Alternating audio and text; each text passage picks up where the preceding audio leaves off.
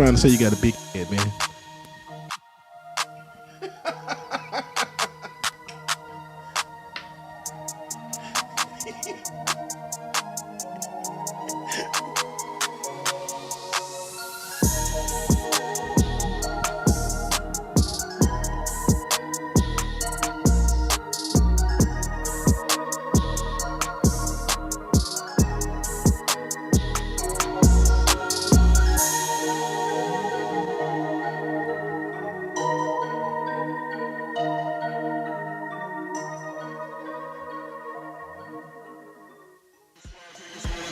Like It or Not with Benjamin Dixon starts now.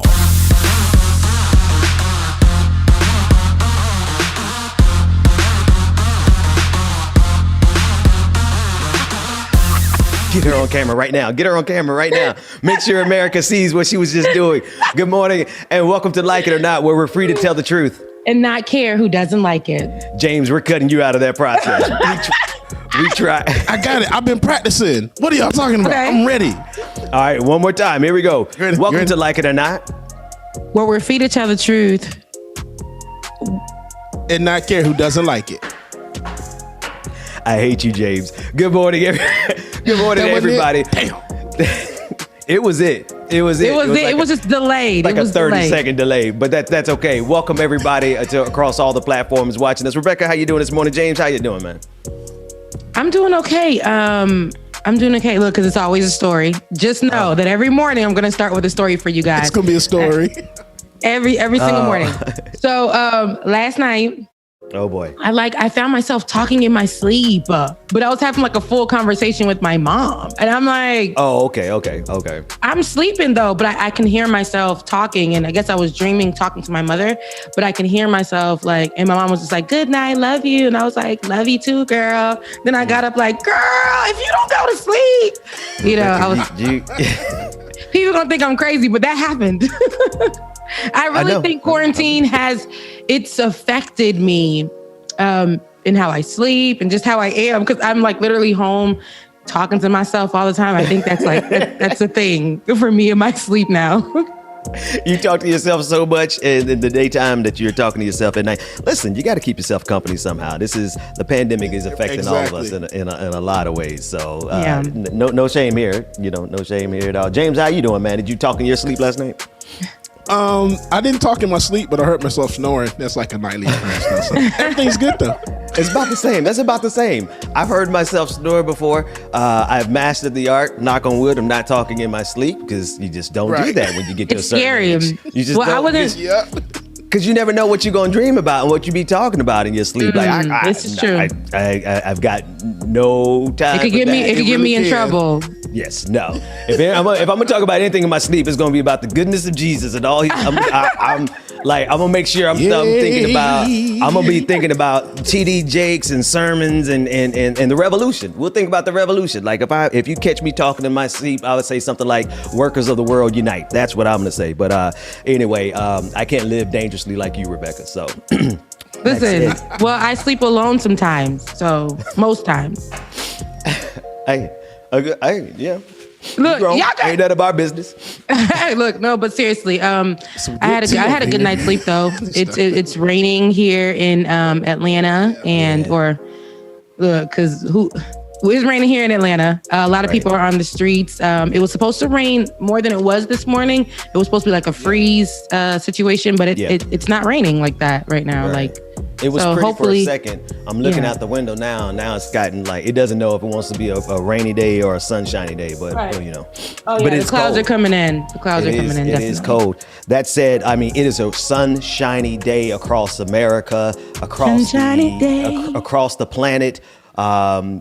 Dare I say, across the universe.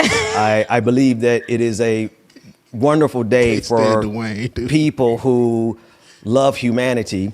Yesterday, I wish they heard. Oh, sorry, Ben. Ben was trying. I'm trying Ben, to. Ben, I apologize because I don't like when y'all do that to me. But Dwayne just cracked us up, and Dwayne got to make sure his mic. Listen, Dwayne, you got to make sure your microphone is on so people don't think we're hearing things. because because Dwayne does be cracking us up in the background. And Dwayne, I can always find a way to segue. There was the one thing that I used to like about this particular radio show. It was that there was a voice that always came in called Snerdley, I think the guy's name was. I never liked what he had to say, and I hated the show itself because it was so repugnant and so disgusting. And yesterday, that man died, Rush Limbaugh, who has been the bane of humanity. I'm sorry. I normally fret when lives are lost. But this man was evil. Don't take my word for it. I'm not even sure what clip we have first, but I don't care which clip we have first. I guarantee you it will demonstrate why, as we remember Rush Limbaugh, we remember him as the person who was the proverbial shit stain on America. Let's look at the first clip. What does it say about the college co-ed Susan Fluke, who goes before a congressional committee and essentially says that she must be paid to have sex? What does that make her? It makes her a slut, right? My God. Makes her a prostitute. She wants to be paid to have sex. She's having so much sex she can't afford the contraception. She wants you and me and the taxpayers to pay her to have sex. What does that make us? We're the pimps. My God. The Johns. That's right. We would be the Johns. No! We're not the John. Well, yeah, that's right. Pimp's not the right word. Okay, so she's not a slut. She's round-heeled. I take... Jesus. What? I never heard that. This is Rush Limbaugh. What? Now he's talking about round-heeled. He's talking about Sandra Fluke, and if you remember, a couple of years ago, she testified. She's a Georgetown law student who testified before Congress about the importance of health insurance covering birth control. And to that, he said, "This is a woman who is a slut." That's just the beginning. Let's go to the next clip as we celebrate a day without this type of evil on the face of the planet. Now, I would prefer that we all could live forever. But if we're going to live and be this disgusting, you have to understand when people, dance a jig on your grave. In 2013 discussion over white guilt, Rush Limbaugh weighed in with this saying, if any race of people should not have guilt about slavery, it's Caucasians. Now, I seriously, this is the type of stuff that we're dealing with. He said in 2012, Rush Limbaugh said that Bane, the villain in Batman's movie, is an international swipe at Mitt Romney. Now, let's see this one. I want to take a look at this one. Play this clip. Right to protest. We're supposed to be horrified by the protesters. Meanwhile, 4 years of a coup launched in the Oval Office of Barack Obama to overturn the election results of 2016, and not a single word of concern about the potential damage to our Constitution. This one is. No, they were just utter denials. We didn't do it. I don't know what you're talking about. Trump's got to go. Trump's poison. So a lot of irony out there, and there's a lot of people calling for the end of violence. There's a lot of conservatives, social media, who say that any violence or aggression at all is unacceptable, regardless of the circumstances.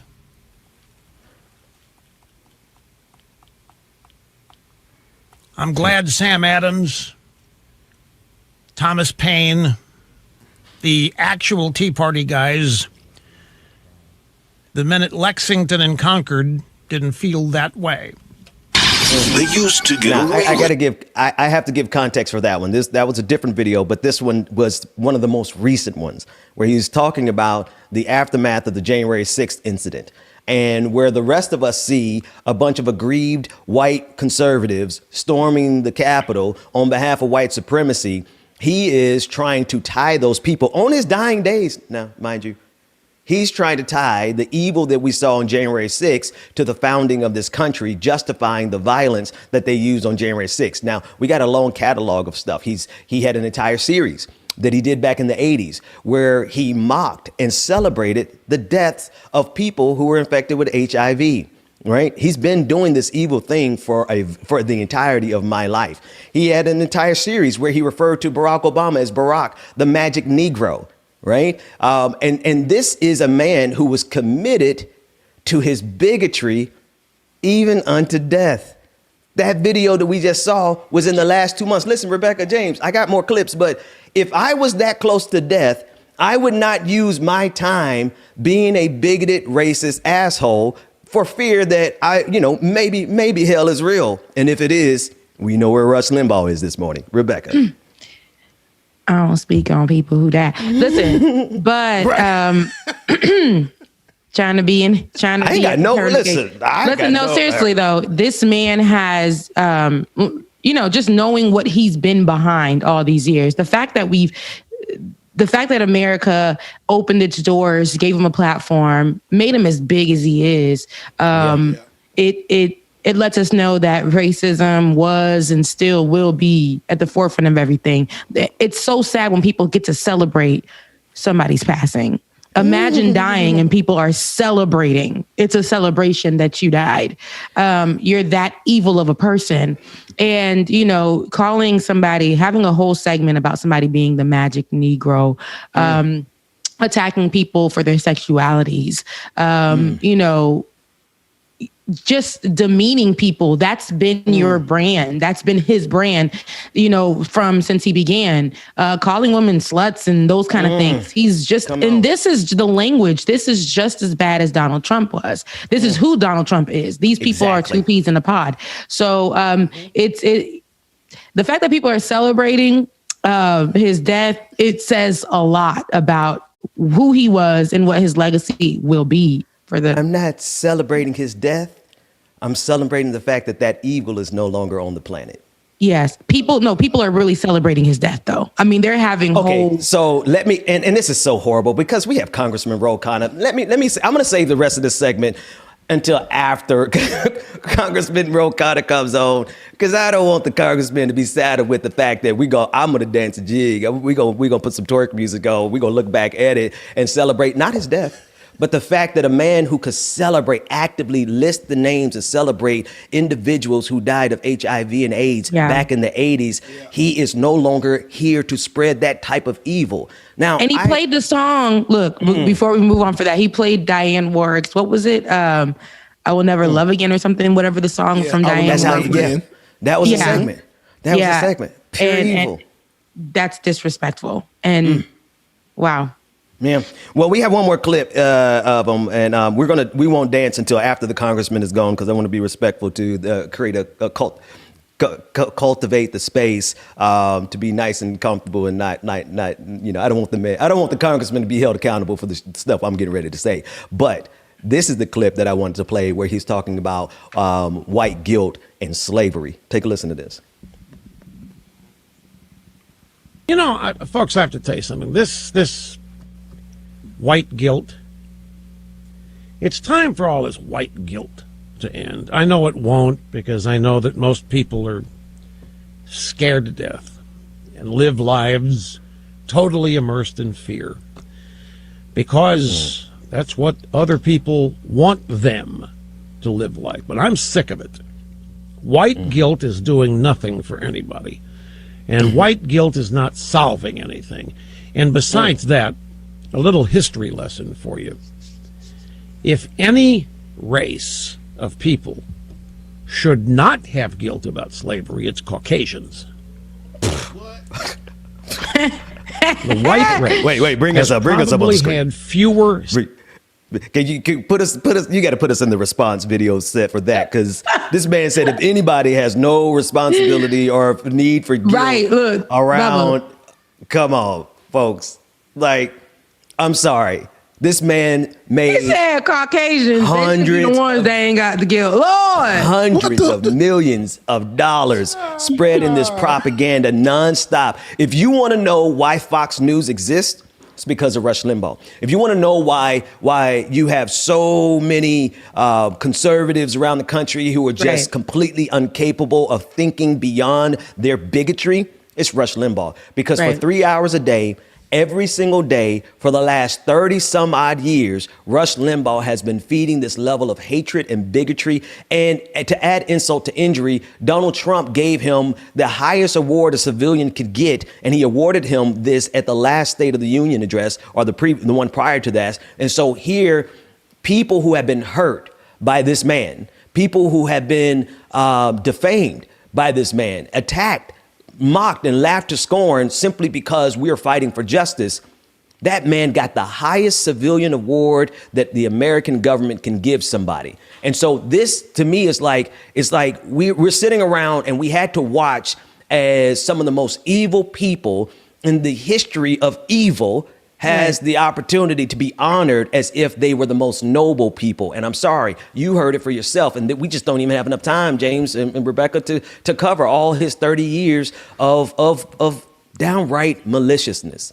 Do we even know how he died? I mean, I just saw that he died. And honestly, I didn't go into try to figure out how he died. But was it a heart attack or something?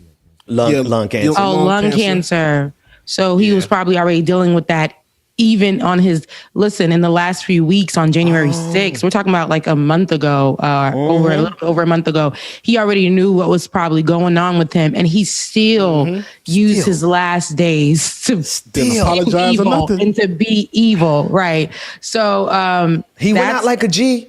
An evil G. What? Like he was like, I'm standing by my bigotry. I don't know about it. Was he burned? You know what? My mama said, if I don't have nothing good to say about the dead, don't say nothing at all. So I'm gonna shut the hell up. Look, what I'm saying though is like you gotta have some hella confidence to on your dying bed, and the last thing you say isn't, forgive me. It is Barack the Magic Negro. Come on. This is what we're dealing with. That's some commitment. So I salute his commitment to evil, but I also salute the fact that particular cesspool of slimy, greasy, vitriolic, insecure, little dick energy, fascistic, evil is no longer on the face of the planet.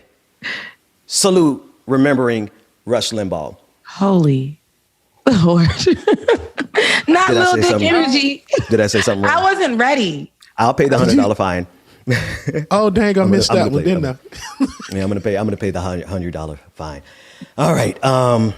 Matter of fact, let me go get my phone and so this is real early to take a break. Should we take a break or can we move on? Rebecca gonna get you. She gets you. I don't understand. You don't understand. But he hates. Rush Limbaugh has been plaguing our radio channels for a long time. I remember when I was younger. Yeah. On local radio and things like that. He literally was on local radio.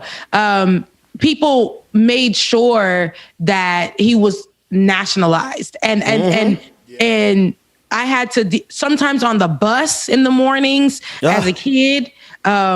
Sometimes just like in my father's car or whatever, when he's not even paying attention, or on the radio station that he would listen to. Cause my dad my dad likes rock, soft rock. So sometimes like they'll have his segments on there, Rush Limbaugh segments and things like that. So it's just like, that's how I knew who he was. And my dad would be cursing out the radio, like, cause it would force you to listen to him before they got to the soft rock or whatever. My dad used to listen to him all the time. And I was like, what's the point? Why did they do that? Like, listening? What was that about? They hate listening. They're like, it's like hate watching. Hate listening. I think that's what it was. And I used to be like, this man is evil. And then getting older and this man's still being evil. Does he have kids? Like, the legacy that he left behind is the legacy that he left behind is going to be. I'm about to get in trouble. Can I get in trouble?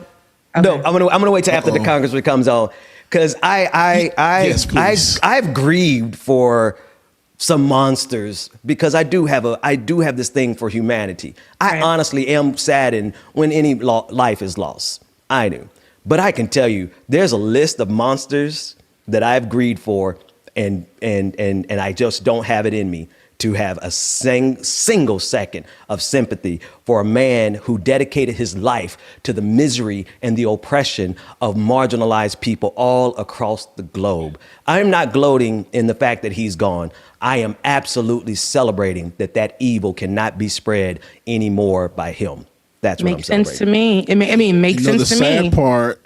The bad part is now, who is the next MF that's going to try to take his place? That's it. That's going to try to be even worse than him. Somebody's already queued up. A bigger asshole. You already know they waiting in the corner. Yeah, somebody's already queued up.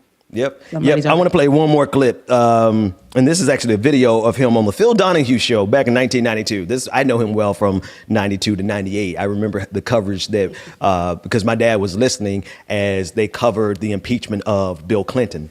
And the stuff that this man said on radio should have been illegal back then. So when we go back to 1992, you got to remember this is this man's heyday. He was everywhere. Take a look at this clip as he talks about feminists, but he refers to them as feminazis, and he has trading cards so that you can understand who the feminazis are. Take a look at this. Here is feminazi trading cards. You don't have these. We're thinking about it. Here it is from the Russia's Listen to this, folks. radio program. This Just is a brief great. audio tape. Tremendous stuff. What? Listen. I'll give you 2 glorious items for Anita Hill. Trading cards have always been for males only. It's just not fair. It's not right. Damn, I spilled nail polish on my Betty Friedan. Well, EIB is proud to introduce Feminazi trading cards for you to save, to collect, to trade. Feminazi cards are designed with the woman in mind. On the front, an action shot of a leading feminist burning a bra, dominating a TV show, picketing an all-men's club, protesting a Rush Limbaugh concert, charging into a men's locker room, denouncing Ronald Reagan. I'd do anything for Pat Schroeder. On the back, all the vital statistics. Bus line, waste tips, the documented age, the number of abortions, and where applicable, the alimony payments and divorce settlement. He's getting joy. Oh, this man, no, look at him getting joy. And our wholly owned subsidiary, which will market them, is Ms. Carriage Incorporated. You can't stand it when celebrities take on causes. Celebrities marching. It's let me at him right now. Look, he did.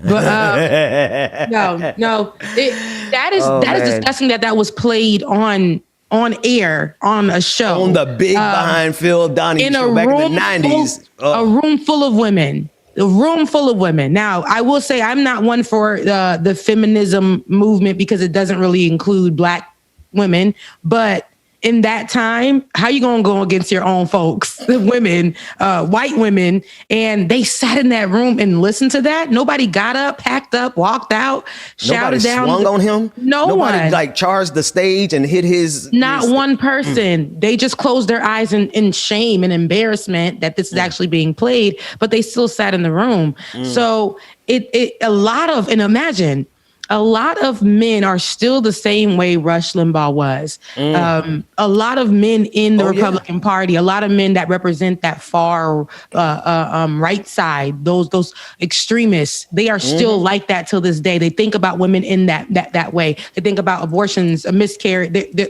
call it miscarriages. They'll just be so rude and nasty to women just because they can. Right. And listen, these Karens and these Beckys and all of them, they don't like it either, but they will continue to push and support that because if they speak against it, they're speaking against their party and things like that. So they'll sit in the room. They'll sit in the room. They will sit in the room. Can you see how much joy he got? I don't know if we could scrub the video, but when that one particular woman, after they said miscarriages LLC or something. Hear me? Yeah. We can hear you now. Yeah. He got joy. He got pure joy out of, look at him just grinning. He's getting pure joy out of the pain that he's causing people. Okay. So there's an article, Rebecca, I've been referencing it since I first saw it, and we say it all the time. The Cruelty is the Point by Adam Surer of The Atlantic. You love that line. I love it because it's the absolute case. It is the fact that Rush Limbaugh enjoyed and reveled in that cruelty. And Rebecca, you said something else. You said there's a lot of people who have this exact attitude that he has. That's because they got it from him. He is the father of the modern conservative movement. He was the father of the Tea Party movement. He was the father of those fascists who marched up the steps. He has been training them and indoctrinating them for 30 years. And so all they know is the pure evil and the contempt for marginalized communities that this man gave them every single day for 3 hours. And yeah, it is a good thing for humanity that he is no longer able to broadcast, whatever the cause of the end of his broadcast may have been. Let's go to a quick break. When we come back, we're going to talk about a whole lot of more stories, and we're going to be joined also by Congressman Ro Khanna, along with Professor Jared Ball. All that and more coming up on Like It or Not. James, it's in your hand.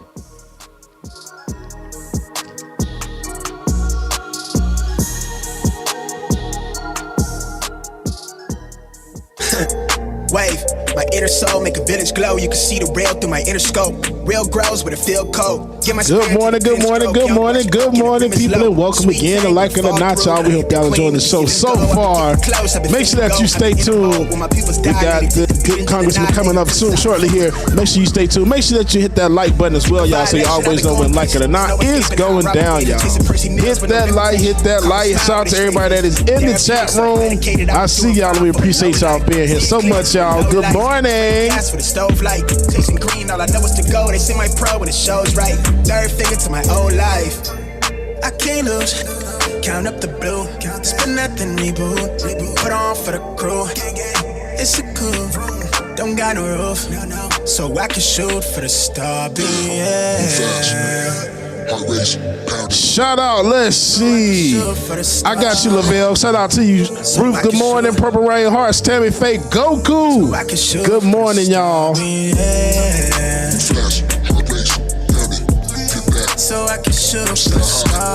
Good morning, Mara. And good morning, Mama. I know you in there somewhere lurking. My mama lurking in the chat somewhere, y'all. Shout out to my mama. I just caught myself a little. Right, don't to remind me where I'm from and where I'm going and where I'm at. Only trust it out my tulips. I talk that truth. And shout out to everybody that is in the Lion's Den. Shout out to y'all. We love y'all, man. Thank you so much for being in this morning. My mind is glowing, set the blow up from how I mold it. Never forfeit much clutch, how the way I close it. Taking more than I can fold. Miss Nuru, I appreciate the love. Thank you so much. Shout out to the Black Mamas. That's right. Stilettos, what's going on, sister? Yeah. I come from where the floor is top down and bows. I used to live off of walking on my grave. It's actually tea this morning. It was coffee yesterday because I ran out of honey. I had like a little bit of honey left, but I went on and did my tea. I needed tea this morning instead. Come from where the void is. When I cop the crib with the cash bag, the last laugh for no mortgage. Oh, good. Right now, I feel it so right. Feel the third finger to my old life. I can't lose. Count up the blue. Spin nothing, reboot. Put on for the crew. It's a cool. Don't got no roof. So I can shoot. Yes, sir. So I can shoot for the stars. So I can shoot. All right, y'all. Here's a slow and soulful, soothing groove for y'all that I picked up. Y'all, hope y'all like it. Broken. Savage Sweetheart. Brenda Johnson, good morning. Rebecca Azor, good morning. All the plans you made in your heart grew just to die. And now your damaged goods, damage should have never been. Thought you were bulletproof, look at you, what happened? Did she hurt you? Are you okay, baby? Everyone gets hurt. LaShawna, good morning. Sugar Booger, I appreciate the love. Rebecca, I got you. I'm gonna send it to you. If you need a lullaby, Tempers of nature. You gotta have it sometimes, right? I'm just playing. baby, don't cry. No. But the name of the song is called Mama's Here by King Sis featuring Joby. Baby, don't cry. No. Chuck Diesel, good morning, sir. Mama's here. I wrote a lullaby for you. Robert O'Quinn. Good morning, sir. We appreciate that love.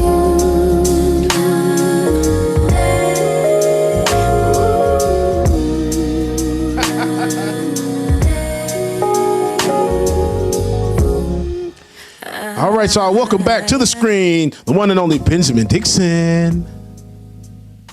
Welcome back to Like It or Not, where we're free to tell the truth and not care who doesn't like it. I am excited to be joined by Congressman Ro Khanna, who has served as a U.S. representative to Congress from California's 17th Congressional District since 2017. One of the most vocal members of Congress when it comes to a particular situation that I have been following intensely, the Saudi war with Yemen. Congressman Khanna, thank you so much for joining us this morning. Benjamin, thank you. And thank you for having me on to talk about the humanitarian catastrophe in Yemen. Yeah, and I'm so glad that you started and you phrased it exactly like that. The reason I talk about it and I wanted you to come on is because there's not enough people talking about what's happening in Yemen and America's direct responsibility for what's going on. Give us your thoughts in general about the complicitness of America with what's happening in Yemen and as it pertains to how we should fix what's happening there. Benjamin, it is a horrific situation. 16 million Yemenis face the possibility of starvation or a famine. This could be the worst famine if it's not prevented in modern history. My passion for it came because my grandfather was a part of Gandhi's independence movement and jailed for India's independence. And in 1943, there was the famine in West Bengal, which was the previous worst famine. And I said, how can we possibly have that happen in the 21st century? Unfortunately, America was complicit since 2015. We have been refueling the Saudi planes that have been bombing the Yemenis people. We have been providing intelligence to the Saudis that have been bombing the Yemenis people. And we finally, President Biden said, we're going to stop the offensive support. But the reality is that the bombing continues. We need to do far more. The situation on the ground has not improved. You said specifically to that, you did recognize Joe Biden's attempt and his move in a positive direction, but you said he needs to go further. You said we need further clarification on what specific military support will be ending. And just as importantly, what support Biden will still plans to provide for the Saudis. Could you unpack that? Because I think that is very significant. Well, Benjamin, what the administration has said, and I give them credit, is that we're not going to participate in any offensive strikes that Saudis may take. But what the Riyadh says all the time is, well, they're just taking defensive action. They're being attacked from Yemen. And so they're going and striking villages or striking people in Yemen to take defensive preventive action. I don't think the U.S. should be part of that. This is not something that we ought to be involved in. And we ought to further demand that the Saudis and UAE and, frankly, Iran all end any funding into Yemen or foreign interference. The war is not going to end if you have these powers continuing to pour in money into the region. We need to make sure that this is an internal civil war first and have resolution. One of the main reasons I focus on this is twofold: the international relations, the foreign policy aspect, and this is what you're speaking to. But could you also speak to why an average American who, and this is no insult to us because a lot of us can pick out Yemen on the map, why should the average American who really probably maybe didn't even know this was happening, why should we care about the crisis that we as American citizens have some responsibility for, if no other reason but through our taxes? Because we're a nation founded on a belief that human dignity doesn't end at our borders. Every individual has dignity. And this is a horrific humanitarian crisis, arguably the worst in the last 50 years. I mean, you literally have, if you read about it, young kids starving, women and children being bombed. And we have the chance to act to prevent millions of deaths. That's really what's at stake. If the situation continues, the UN has said millions of people, millions of children could die.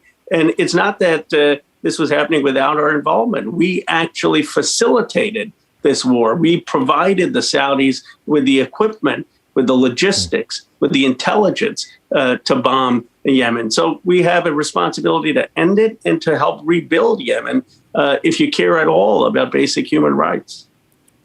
Basic human rights and basic human life.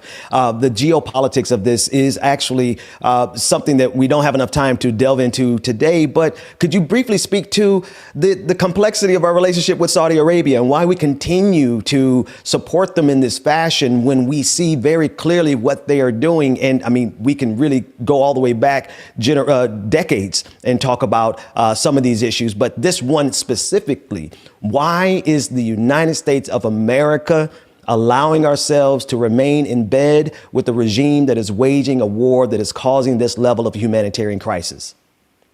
Well, Benjamin, you asked the central question. We should not have this kind of relationship with the Saudis. We don't need it. We did at one point need Saudi Arabia for oil, but frankly, as we become more energy independent, that dependence is no longer there. Second, we don't need to have as many bases and troops there. I mean, one of the things I find so frustrating is the constant view that, okay, our troops are being attacked, so let's send more troops into an endless battle in the Middle East. No, let's start pulling those troops out. These are not our wars. And third, we need to not view the Saudis as sort of a balance of power check on Iran. Instead, America should try to extricate ourselves from a region that's only 3.5% of entire global GDP. It's costing us lives. It's costing us our morality. It's costing us trillions of dollars. It's costing us our morality. I thank you for phrasing it that way. I want to shift very quickly while we have a few more moments with you to the inability of Republicans to convict, even to get 10 Republicans to join us. And this is what you said with regard to it. You said the fact that we could not get even 60 senators to vote for the most obvious proposition convicting Trump is a clarion call for eliminating the filibuster. Could you speak to that very quickly? Sure. Well, the filibuster, as you know, is a relic of the Jim Crow era. This was not thought up by Madison or Jefferson. It was thought up by Calhoun to defend the interests of slave states. It was there then used to oppose the civil rights legislation. In fact, it used to be 2/3 requirement on the filibuster. And finally, in 1975, it was lowered to 60 votes. And that was a battle against basically slave states that did not want progress. And what you saw is the remnants of that we could not even get 60 votes to convict and impeach a president who had basically ordered or incited an attack on his own people, where there were open displays of white supremacy and Confederate symbols. How could you not get 60 votes on that? So my question is, if you can't get 60 votes for that, how are you possibly going to get 60 votes for $15 minimum wage or all of the reasonable legislation that we want to promote? Let's get rid of something that is a relic of the Jim Crow era and that has no basis in our constitutional history. Congressman, you are a progressive. You fight for progressive issues. What could you say to people who have a fear, progressives in particular, this fear that once a congressperson is elected and they go to represent our progressive values, there's a latent fear in the back of our minds that somehow you all will be co-opted by the system because there is a massive system up there. Could you speak to that? Well, Budget, I'm going to be honest. It's a legitimate fear. When you go into Congress, you have so many competing balance issues. You got to think, is someone going to support my legislation? Do I get on the wrong side of the White House? Do I get on the wrong side of the leadership? So what I say is keep us honest, keep pushing us. Don't make any elected official the savior. The saviors in American politics comes from outside the system. People like Dr. King, Frederick Douglass. Be the movement that forces members of Congress to make the change that we need. Congressman Ro Khanna, 17th District of California, thank you so much for joining us today. Thank you, Benjamin, for giving me the chance. Anytime. It was our pleasure. James, take us to a quick break. When we come back, we have a list of stories to go through, and we're also going to be joined by Professor Jared Ball as we go throughout this episode. Thanks again to Congressman Khanna for joining us for that very important conversation about Yemen. We'll be back after this.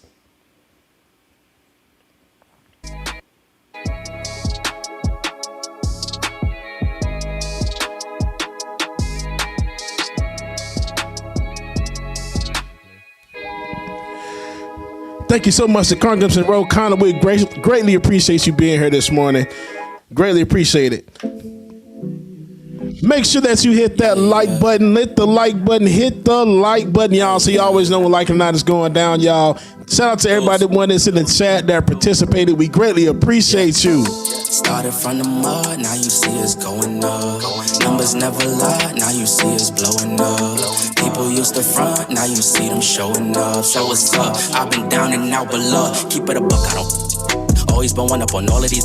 They be trying to front for all of these. I ain't got time cause they all in they feelings. Ice to the gang and we making a killing. It's 2020 and they notice the vision. You be the hero, I'm playing the villain. The underdogs and we walking the villain. We getting money, yeah, they think that we dealing. They talking hot, yeah, if they opinions and we won't stop till we all touch a million. Don't ever forget, but we probably forgive them. I'm living, taking the cause that was given. My blessings is already written. Wrapped it a ribbon, putting ourselves in positions to making some major decisions.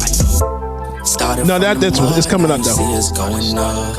Numbers never lie, now you see us blowing up. People used to front, now you see them showing up. So what's up? I've been down and out, but look, I'm trying to get where I'm going, but haters be trolling. Okay, yeah, gonna do it next. Thinking you got me right where you want me. I tell a ghost shit's ducked up. Sending them shots, we send them back. Young ain't really bout that.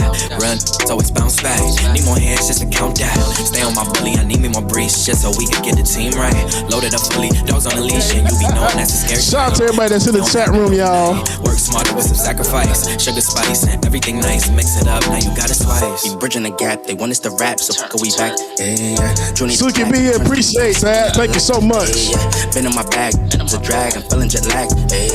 Came back for Vicky and I ain't unpacked, cause I'm going back. Facts, ooh, double the racks. TD the bank, your CD's blank. The Cuban is linked, smoking that dank. Pour up a drink, fill up the tank. Do you think I ain't the one, but I'm the one. Who does I hook? He gon' dumb, you hear them drums. Came from the slums, they know we the ones, yeah. Started from the mud, now you see us going up. Numbers never lie, now you see us blowing up. People used to front, now you see them showing up. So what's up? Shout out to the Lions Den. I don't fuck with you. Hey, Dwayne, if you could bring up the Lions Den for me. Lions Den and everybody that's in the chat room that's watching the streaming right now. One of the Lion Den members sent us a song yesterday that I heard on his Instagram. I'm like, yo, I got to play this on the show, y'all. So shout out to Nick Eden who sent his song in. And oh my gosh, y'all, I'm just going to play it and we'll go from there, y'all. Okay, here we go. Here's Nick Eden with Let's Chill.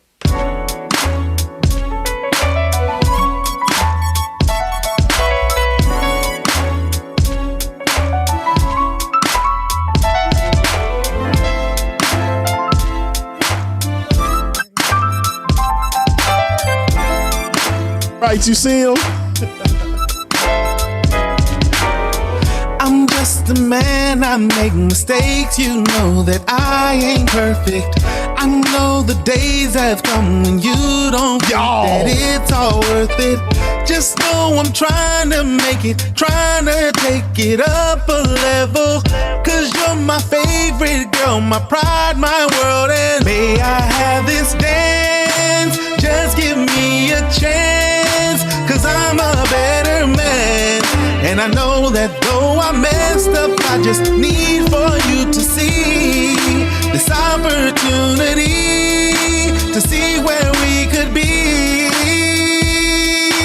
Baby, please, let's chill. Start a family, have a whole lot of screaming kids. Let's chill. Baby, you and me, ain't nothing that we can't win. Jay, highlight Nick. Put Nick on the screen. He deserved that big screen spot. Jay, put him up there for me, please. Let's chill. Just you and me, cause you're my favorite girl. My mama talking about let me go find my honey. Let me get up in your mama, sit your tail down some more, please. Thank you. Show you places, things, and faces. It's essential for us to be the best, to take the test that lovers have to. Just let me prove my love. If y'all are feeling this, drop them lions in the chat. Drop the lions in the chat. Lions, fires, crowns, thumbs up, everything. I need y'all to drop that in the chat right now. And I know that though I messed up, I just need for you to see this opportunity to see how we could be. Baby, please, let's chill. Start a family, have a whole lot of screaming kids. Yeah. Dwayne, there's no way we can link the VIP to talk, is it? I want Nick to tell everybody when this track was produced or what year this is from. Can you? Nick, I hate to put you on the spot like that, but you know. Start a family, have a whole lot of screaming kids. Yeah. Just you and me. Okay, perfect. Okay. We can't win. Please believe in me. Okay, perfect. Baby, we can take over the world. Yeah. Just you and me, 'cause you're my favorite girl. Let's settle down. Yes, this receives the 3 X's of approval. Let's settle down. Just me and you. And I know you want it too. Let's chill. Start a family. Have a whole lot of screaming kids. Yeah, let's go ahead and bring it in. Oh my gosh. Dwayne, are you there? Can you bring him in? Can you hear us? Just believe in me, baby, we can take Nick. I didn't think you were gonna do this.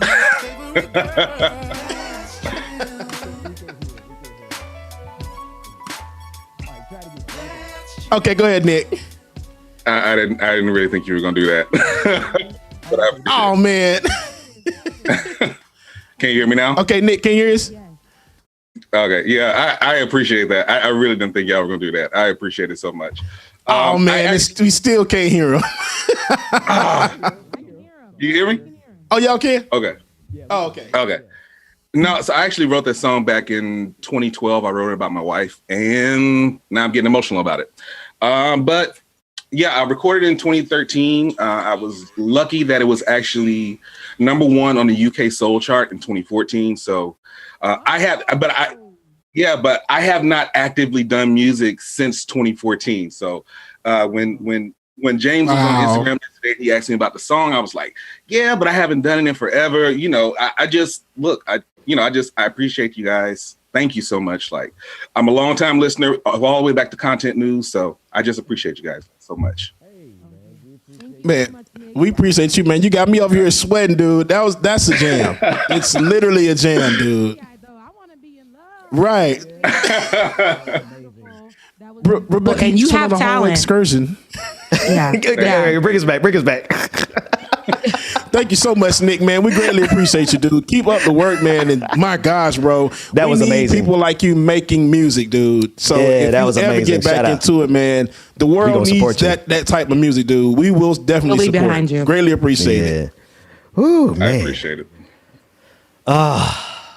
That was good. I had to really do it, y'all. I know it's out of norm, but that's like when I heard it, I'm like, I just got to bring this on the show tomorrow. I love that. I love that so much. Joining us on the screen now is my brother from another mother, Professor Jared Ball, Professor of Communication Studies at the Morgan State University, author of the recent book, The Myth and Propaganda of Black Buying Power. Brother, thank you so much for joining us this morning. And it's a pleasure. Thank you for having me. And a shout out very quickly to my African and African American Diaspora Studies 100 class, all of whom should be tuned in. And we'll find out about that shortly after. But anyway, thanks for y'all better. Matter of fact, go and subscribe to our channels. That's how we're gonna know that y'all are actually out there doing this. Each and every one of you guys from the class, subscribe right now. Click like, do all of that. all that. Listen, Professor, I'm going to be, I mean, you know this, and I'm just going to keep it 100 with the audience. Like, I literally did not have a list of things that I wanted to talk to you about because I know as soon as I bring you on, it's going to be nothing but pure brilliance. But we can start with your book. We've talked about it on the show before, and I think it's still a critical kind of thesis that you're trying to make sure everyone can understand about the myth of Black buying power. Just kind of give us a quick synopsis of that. Well, the short of it is that the claim that we hear all the time, and we just heard it repeated more recently over this month of Black History Month, and it's been even more recently reported in association with Latin America, that we have this 1.4 or $5 trillion in buying power, and that if we were more quote unquote financially responsible or financially literate rather, and more responsible, more mature with our spending and our consumption, that we could somehow close these persistent income and wealth gaps. And what I've just tried to show in the book is that this myth has a specific origin targeted specifically at Black America to encourage us away from the only power that I would argue we have, and that I think those in power know we have, which is social movement, political organization, and collective power in a non-economic sense, that try to move us away from that and push us towards Black capitalism and entrepreneurialism as a tactic of limiting our power. So through this, I just try to show how this myth is promoted and regurgitated and unfortunately supported by both Black and white commercial presses in its promotion, because ultimately what it's there to do is to steer ad revenue to Black and white corporate or commercial presses. So with more than about $500 billion in ad revenue being spent every year, obviously commercial presses want to capture that, and to attract that revenue, they want to be able to say that their audiences, and in this case, Black audiences, have this kind of power, quote unquote, to spend on the products being advertised. The problem is that gets turned into, quote unquote, economic analysis and misrepresented as a financial strength that does not exist.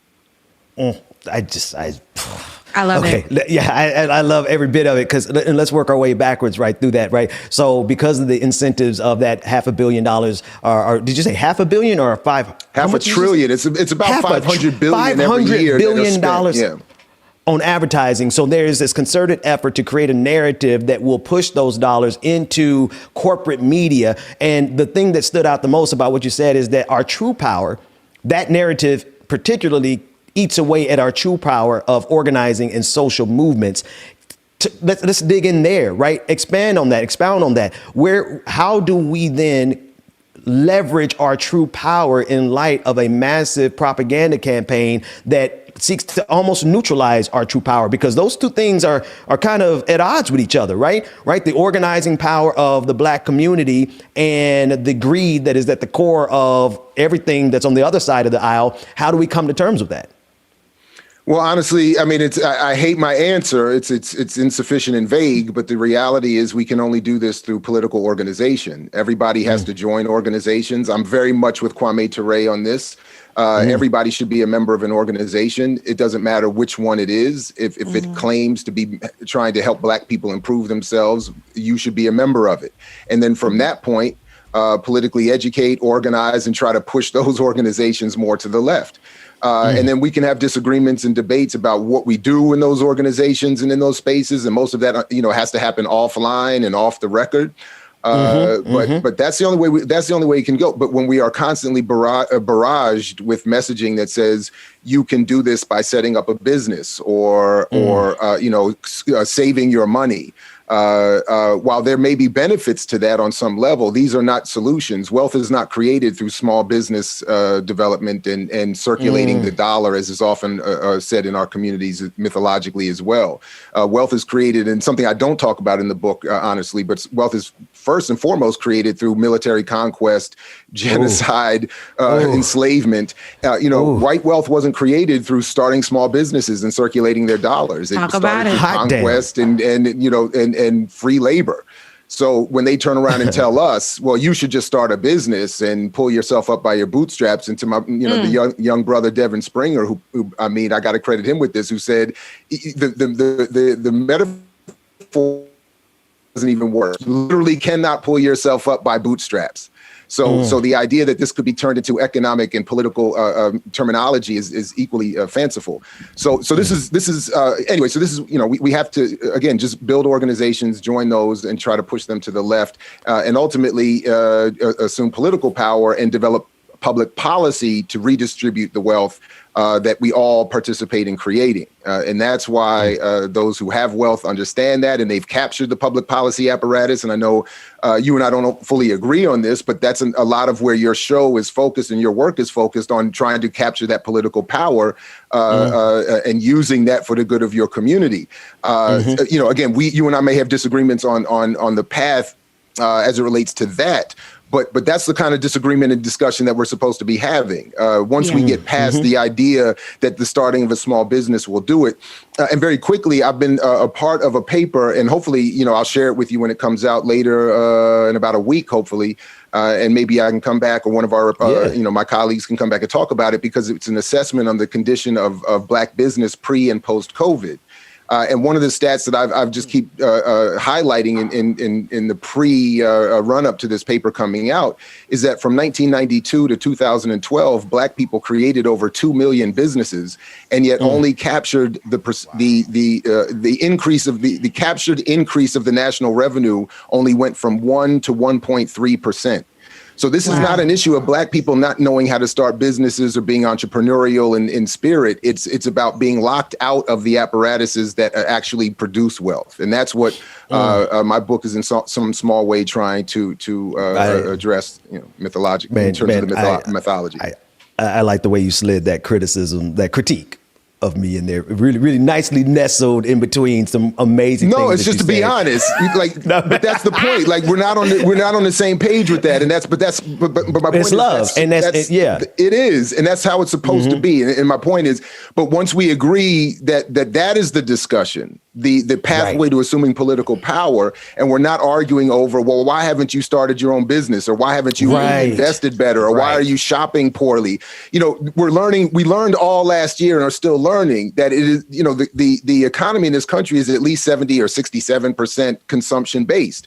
When you don't consume, when people don't consume, the economy collapses. So instead of telling poor people to stop spending frivolously on hair or too much on coffee or rims, we should be saying thank you for that consumption and rewarding that consumption with a greater degree of the wealth that creates going back to the people through whatever variety of mechanisms you want to come up with. Because when you don't buy that $8 latte, the people who work at that coffee place lose their jobs. So a conservative.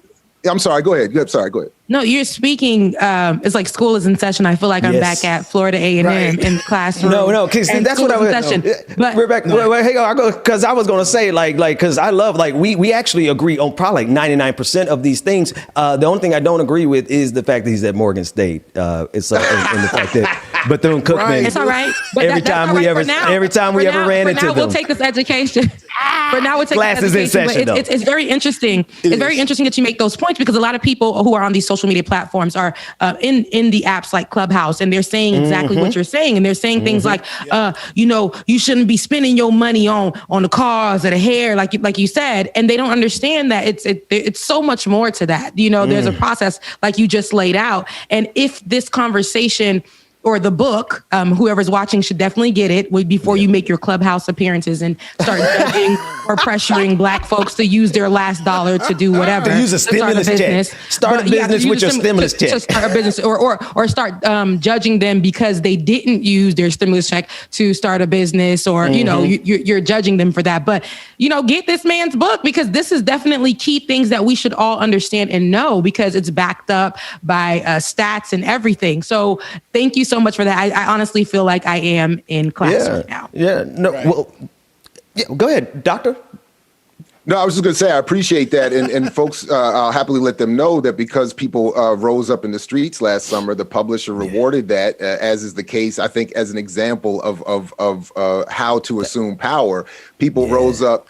And it just needs to be organized and taken the next steps. But because people rose up, the publisher has rewarded that by offering the book in its digital form for free. So you can just go to my website, imixwhatilike.org, and click that top and get that free. And so there's really no reason not to get it. It's a relatively short read. It does have stats and information and leads you to many other sources to follow up, but it should, but it's easily digestible. And I hope makes is going to make or continues to make an important intervention, because the propaganda keeps coming. And lastly, I just want to say very quickly, because again, with the Black History Month push that this myth got, very prominent people in very prominent spaces, for instance, have been misrepresenting a lot of the history, particularly as it relates to Dr. King, and his radicalism is often diminished. But there have been a lot of misrepresentations of him, particularly in terms of economic strength, and even arguing, as was the case not too long ago down there in Atlanta, that he was actually never had to use the phrase buy black because black businesses were already always there supporting him.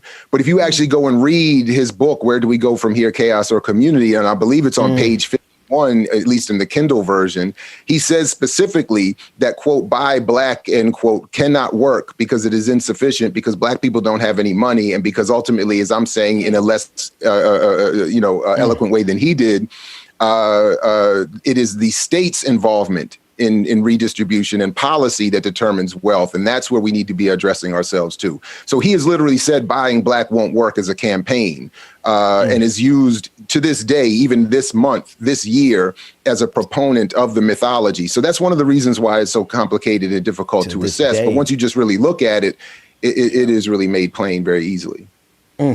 Doc, you first and foremost, I always love having you on because I really enjoy sitting in the presence of Black brilliance. And I've read the book, and thank you for getting it to me. And I read it, and I want to just say that not only is it an accessible read, it does connect some synapses, right? It does if you really read what Dr. Ball is saying in this, it really does clarify and give you insight into a whole lot of things. And so I definitely recommend it. I want to double back on something that you said that is so critical. The real source of wealth is not pulling yourself up by bootstraps. It's not starting a business. The real source of wealth on the face of this planet is in conquest. And we have been living in that conquest, and we have recipients, the people who are on the receiving end of that conquest in the global South. They experience that conquest on a daily basis through the military industrial complex. We agree so much on so many things. I'm actually really curious as to where we might even disagree, because the pathway forward to conquering these problems is a mixed. Tell me, let's talk about that. Like, where is the pathway forward for not only Black people, but marginalized people across the globe, particularly in the global South? We just spoke with Congressman Ro Khanna about what's going on in Yemen. That is a direct extension of that conquest that you're speaking of.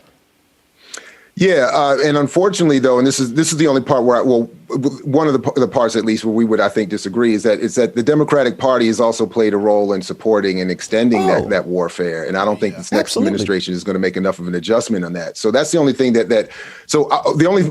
honestly, the only area I'm clear, or I think I'm clear that we disagree, is that I think we need to be left of the Democratic Party, and I think we need to be organizing separately. Blocks and campaigns and movements. That's basically it. So that's really all I mean by that. And that's where I think all the answers lie or lay. Absolutely. I can't honestly remember which one that is. But when people organize outside of nonprofit influences and dominant political party influences, I think that's where all the answers will evolve. And that's the kind of, what I meant a few minutes ago when I was referencing the uprising last summer.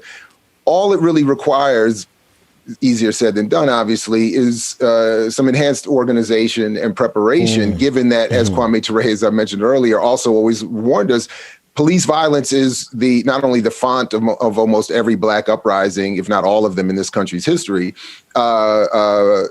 Police or slave catchers, same process.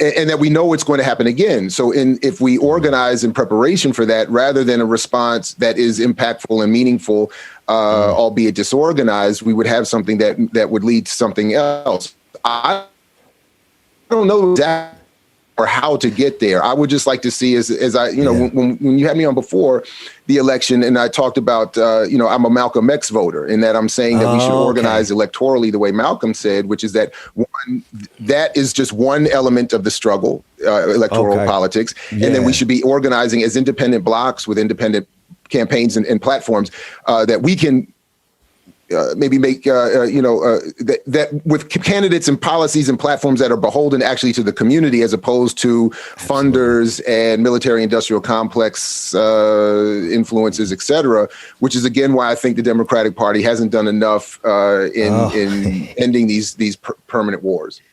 Oh man, listen, I absolutely love your work, man. Cause bro, we on the same page. Okay. I was just in the election. I'm just choosing which enemy I wanted to fight against. Did I want to fight against neoliberals who enhance and sustain this military-industrial complex, or do I want to fight against a fascist who enhances and maintains this military-industrial complex? So that was my choice during the election. But here, as we stand right now, word for word for word, I'm on. The only thing I'm not on the same page with you on is Morgan State. But shout out to everyone from Morgan State who's watching Florida right A&M now. We love you University guys. is the best university in the nation. However, we will give credit to all the professors doing the work, just as Professor Jared Ball is doing. But we know we're not going to do that on today's show. We're not going to do that. It's love. It's HBCU It is love. It is so and much we send love over to Morgan State. Right. Because we got HBCU all on the screen, right? So shout out to FAMU. Let me just Bethune-Cookman in the top left, and then the bottom right. Wildcats, James, and Morgan State. Shout out to all them. Hail the Rattlers. And that's all right because it's HBCU love right up in here, getting HBCU knowledge. I do feel like I'm in the classroom. Yes. I hope all the students who are watching from Professor Jared Ball's classroom are definitely listening, taking points, subscribing, liking, and sharing. You're about to find out. We're gonna find out. There's a pop quiz. There's a pop quiz coming. But let's go ahead. No, I just wanted to make sure I got in here that I congratulated the revamp of the morning show. Thanks, man. I appreciate your work, and I appreciate people producing media that allows us to go from the a little farther from the matrix, so to speak. Yeah. So that's a good again, segue. We wherever we agree or disagree, I just appreciate that it exists and that you're doing what you're doing and that we have. Ain't nobody disagree with you, brother. I'm just saying. But it's good to disagree, though. No, it's really good to disagree in these these environments because I need people to understand. Like, we're not monolithic. We do disagree in places, but we're fighting the same fight. We're going. The end goal is for all of us to be free, and we ain't trying to sit here and be stuck Rebecca. on a point of being disagreeing somewhere. No. But no. Because here's the thing. Thank you, Rebecca. But you're welcome. Here's the thing. You had a great way for us to dovetail the entire conversation, because literally what we're doing here is we're fighting for 5 things on this network: for every person on the face of the planet to have housing, to have food, to have education, to have healthcare, and to have peace, security. Those are the 5 things that we're fighting for. The best way that I know how is through media right now, right? And the best way that I know how, and I'm thinking of specifically the Fred Hampton movie that we've referenced every single day. We're going to keep referencing it. The fear of that movie originally was that it was going to be a whitewash of his legacy. And I don't know if you've had a chance to see the movie, but it was as true as a film could be based on historical events to, in my opinion, I think it really spoke to the revolution.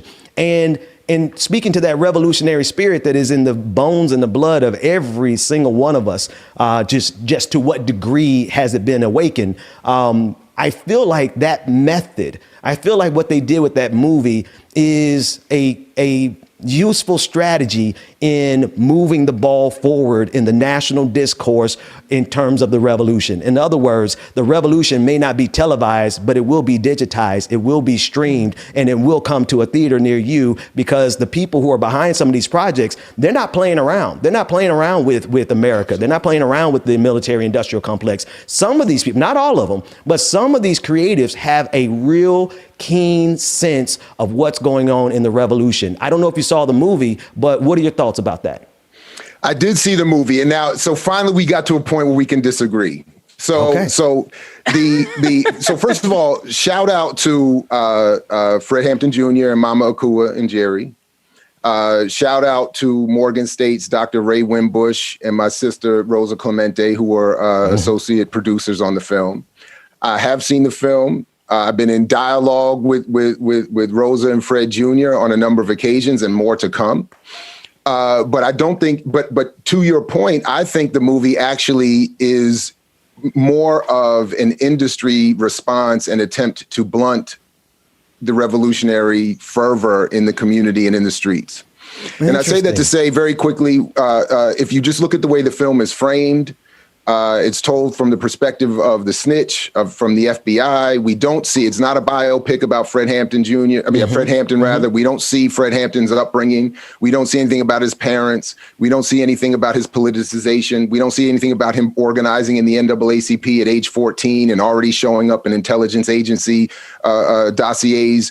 We don't see anything. We hear reference to the COINTELPRO or counterintelligence program, but we don't really see all that it was meant to do. And it's almost caricatured and reduced to being the emanations of just one lunatic in J. Edgar Hoover, who, as bad as he was really just in one piece of an entire institutional state apparatus that supported him and still supports that approach to these kinds of politics. So we don't really get to see much about we hear references to it, but we don't really get to understand the politics of the Panthers and socialism and armed struggle and guerrilla warfare. And even just as my critique was of the Nate Parker, Nat Turner film, in a film where we're supposed to be able to see beautiful expressions of revolutionary violence, we are held back. We are teased almost because all of the violence we see is suffered by black people.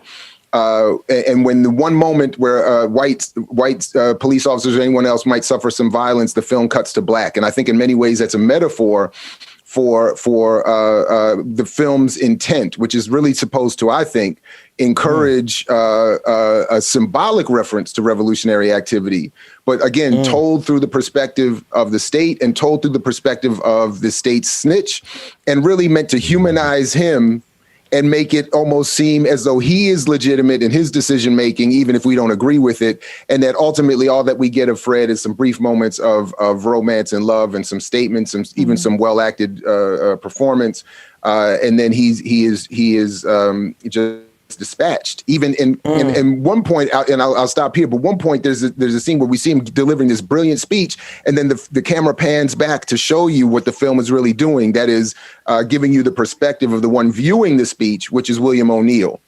And then even that isn't done well, because William O'Neill was not some he had a lot more agency, pun intended, in his life and in his relationship with the FBI than is shown in the film. And the film doesn't, and by the way, and there were many more, to the film's credit, they mentioned this, there are many more agents like him that aren't really discussed or laid out in their full damage and impact. Anyway, but so anyway.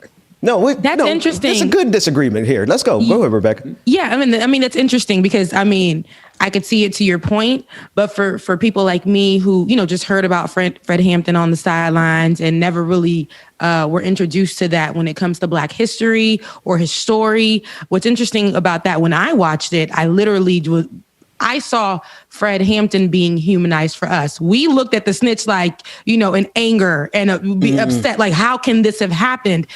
We were introduced to, a lot of people were not introduced to COINTELPRO. A lot of people didn't know what that was. Now, after watching the movie, sometimes we're so invested into the characters. We want to know what's real. Because even though they showed us those parts, I did get that feeling of, there is fluff here.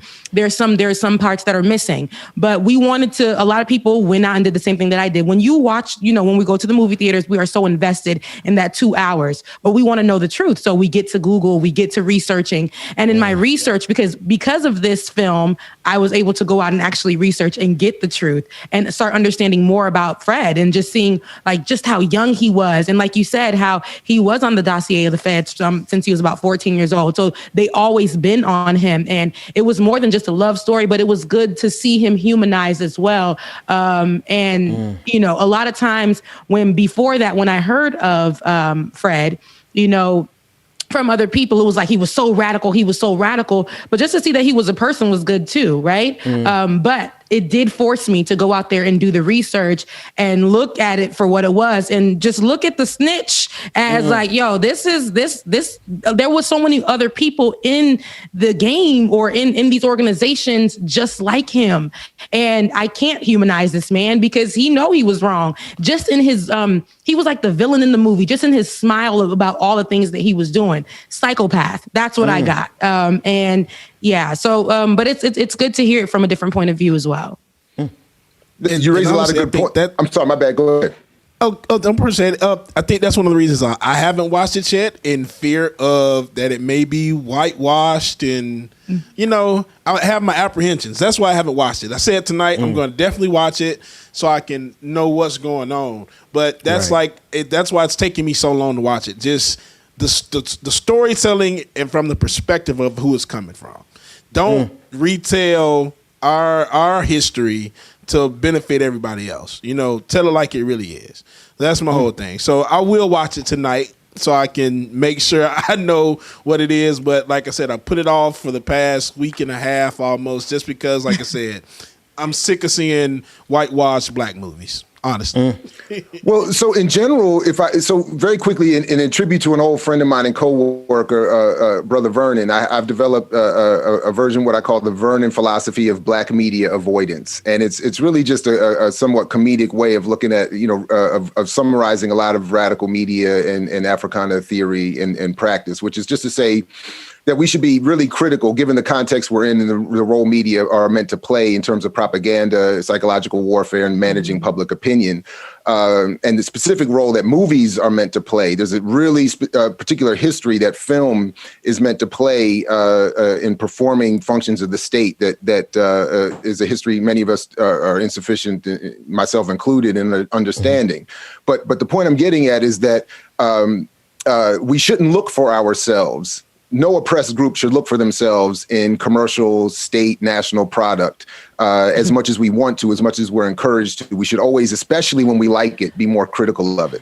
That said, I want to be proven wrong here. So, I'm basing this on a number of different things and histories. But one example is, for instance, we were often told when Spike Lee's Malcolm X came out back in the day that this was going to lead to some revolutionary return to Malcolm and his politics, which is unfortunately not what happened.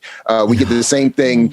I had years ago, a beautiful but brilliant, a brief exchange with the incredible MC Rhapsody and Ninth Wonder on Twitter, where I was slightly critical of a track that she did where she was claiming it was an ode to Betty Shabazz. But I said, but there's no reference to Betty or Malcolm or her politics in the song.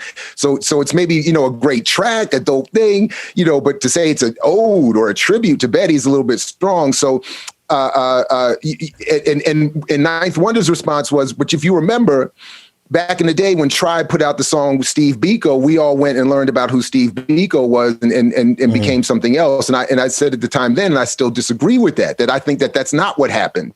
So I don't think that that's necessarily the case. So in other words, I'm saying that, Rebecca, I hope you are representative of a movement today that will prove me incorrect, and that more people will join Fred Hampton Jr. Okay, good. Because here's why. Okay, go ahead. I'm sorry. Finish that thought, though. I don't mean to cut you off. Finish that thought. No, I just want to say that I want people to support the film and support Fred Hampton Jr. and the Hampton House. And I want people to support and study Fred Hampton's politics. And I want them to organize and build around the way that Fred Hampton would have been organizing. Look, even I've heard from, and we'll be doing interviews with soon enough with Mark Clark's family. And they're disappointed in the way that this history and story is told, because Mark Clark was killed that night too. And his story is often misrepresented as well. So my point is, I hope people will engage deeply with what is not in the film, so that it will have an impact that I have not seen historically, and I will be happy to be wrong in this one. Yes, and I think in this case you may be proven wrong, Professor Limbaugh, because even Mark Clark, that was mentioned, but anybody who watched this movie had to be compelled to go find out who he was, because even if it was just mentioned verbally or just in passing, or just in description, I had to be like I was looking at it and my mind mentally stored it. When I went to go research, because I needed to know. We know when we're watching these films, there are going to be parts that, of course, it's the mainstream film industry. They're going to please them in some way by fluffing things, leaving out some stuff, and that's just what they do. And when we watch these movies, the older I've gotten, I've understood. And as a millennial, a true millennial, I know that when we watch these things, it's our duty to go out and research and make sure that we're getting the information correctly, or if it wasn't presented correctly, we're researching and having the conversations in spaces like Twitter and on Instagram, and trying to make sure that we control the narrative. And that's why we have these shows like It or Not, because we can have the conversation right here and start correcting and clearing up those things. But you're totally right. Like, he wasn't presented in the movie, but if you did watch it, you know, it was my duty to go out and research and make sure, okay, where was he? What was his part in history? What was his part in the movement and things of that sort? Even in the other organizations that were mentioned, because they almost try to make it seem, and I will say in the movie, when he went out to speak to the white terrorist group, KKKs or whatever, the white nationalist group, they, you know, even when he went out, they tried to me at that particular point, I was like, are they trying to humanize these folks here? Or, you know, because the feds to me, or the feds, the police officers and them are just the same, you know? Yeah. But I did, you know, it's our duty after watching those films to, change the narrative or correct it or come out and say, yeah, great product, but here's where you guys went wrong, those kind of things, and to educate ourselves. We can't just go off of, especially not in 2021, we should not ever be just going off of what mainstream film industries and things like that, who are known to whitewash or who are known to leave out. We can't just be going off of that. So let me jump in there real quick, because I know you have classes and we don't have you for the whole episode, but I was 12 years old when Malcolm X came out. Now, everything prior to that point, everybody got to remember, like the 90s and the 80s, they were not particularly good for mass movements. They were always organizers. Shout out to everybody who participated in organizing and being revolutionaries or radical during that period. But for the mainstream, it just wasn't there. My experience with revolutionary movements came through, you know, some boycotts that were organized by Black pastors in the cities that I grew up in, and we participated. But when I was 12, I saw Malcolm X, right? And everything about that movie ignited the revolutionary in me. Then 1995, I was 15. The Panther, not Black Panther, not the Marvel Panther, but Panther that was directed by Mario Van Peebles came out. And I know that movie line by line. That animates me to this day. Not caping on behalf of Hollywood, but and actually just pivoting completely from that.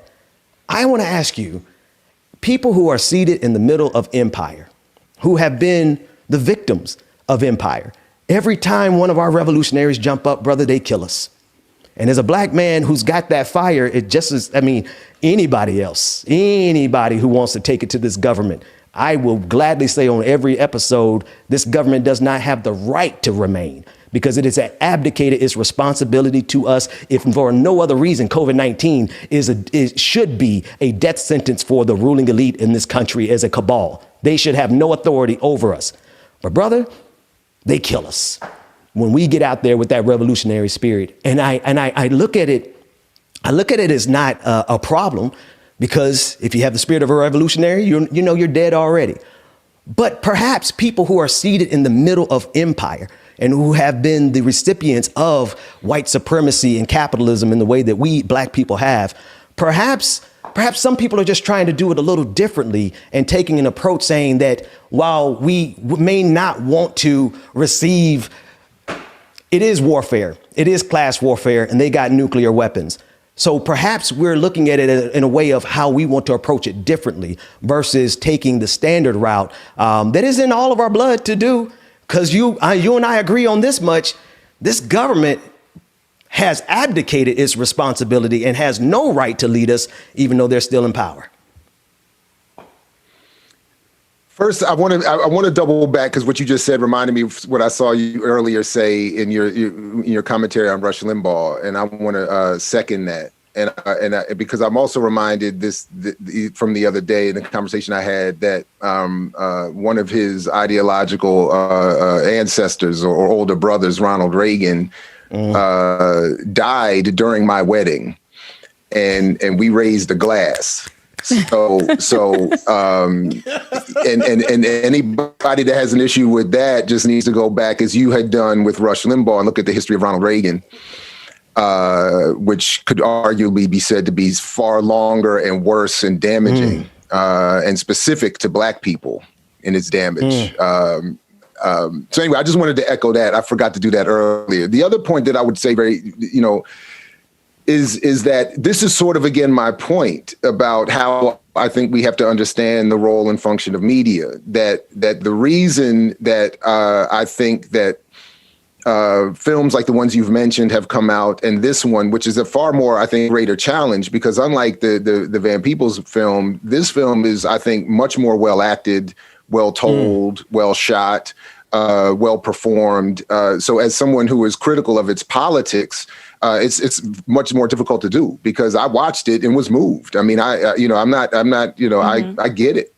And I also get some of the efforts being made around the film from people like Fred Jr. and the Black Panther Cubs, and so on. So I want to support that, even as I have issues with what I think are the politics of the film. But my point is that the politics of the film are meant to limit the revolutionary fervor and limit, and in many ways, walk us away from Fred Hampton's actual politics, even as we're being given something that is meant to seemingly support them. So the other point that I would also say, to your point about, they don't just kill the revolutionaries, they also exile and imprison them for life, which is why, again, if people are going to be moved by this film, then they have to go and watch COINTELPRO 101, the documentary now freely available from the Freedom Archives. They have to go and sign up with the National Jericho movement and get involved with the political prisoner movement and start communicating with, we can't just wear Asada Taught Me shirts and not be communicating with Sundiata Acoli, who's locked up right up the road from me. We can't be talking about Fred Hampton and being excited about this movie and not talking about the fact that Pompeo and them just lifted the assault, reassigned, or rather the assault on Cuba and Assata Shakur. And Mutulu Shakur is still locked up, and Leonard Peltier is still locked up, and David Gilbert, for those who want white allies, he's still locked up. And even the progressive white left don't talk about that. So, I mean, so they don't just kill us. They put us in prison and exile us, and then represent the stories of these folks absent their politics. And that's the part that frustrates me and concerns me. So yes, I'm very appreciative that we can have this conversation, because again, it is essential. We don't all have to agree, but we have to be able to have these conversations. And I do want to encourage people to even in disagreeing with me, think more critically about their own relationship to these products and films, and then maybe do what you all have said and encouraged, and follow up and study, and then more importantly, organize around those ideas. I got it. Here's how we got to do this, because you're absolutely right. I don't disagree with you, only to the extent of how media has changed and radicalized me. Hell, my own podcast radicalized me. I was about to get in some trouble this past summer messing around with this government, right? So media has a power to do the radicalization, but if it's insufficient, we got to send them to class. We got to send them to listen to people like you who fill in the gaps, who let us see the shortcomings of even like my show, right? Like, or the movies or whatever we do in media, it cannot stop there. It has to be. And maybe you'll get a better experience if you go to Bethune-Cookman University and get that kind of education, as opposed to Morgan State or as opposed to FAMU. They just became a university, but okay. But yes, we did. But I think we can agree there that it cannot be the sum total of your education. You got to sit and listen to folks like Professor Jared Ball. Morgan State. Shout out to Professor.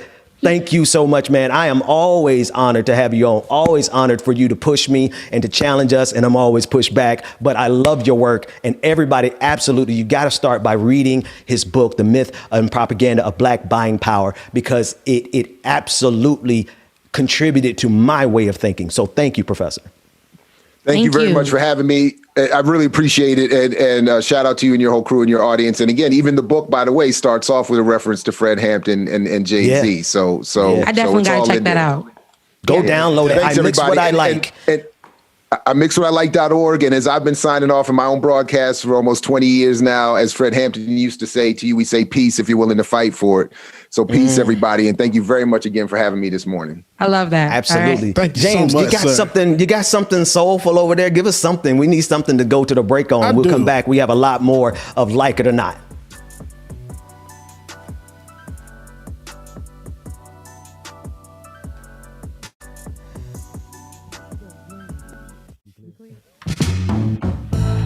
You left me stranded, looking like a fool. Oh, Shout out to Professor Jared Ball. Thank you so much again for joining us today, this morning. It was awesome. Y'all make sure that you go download that book as quickly as possible. I told you. Y'all saying something soulful. I got plenty of that. Don't try, don't try to. I got you.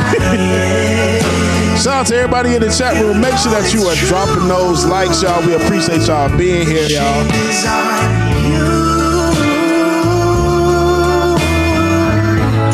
I'm your man. Stand up for me.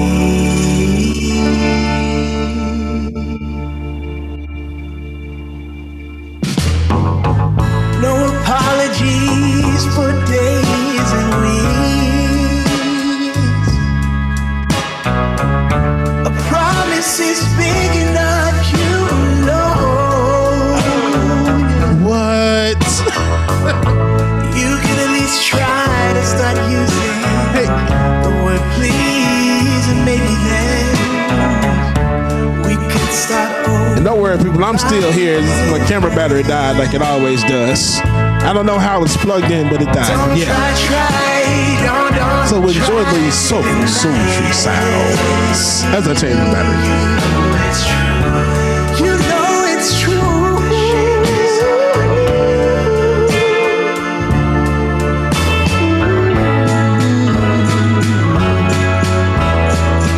The shame is on you. Oh.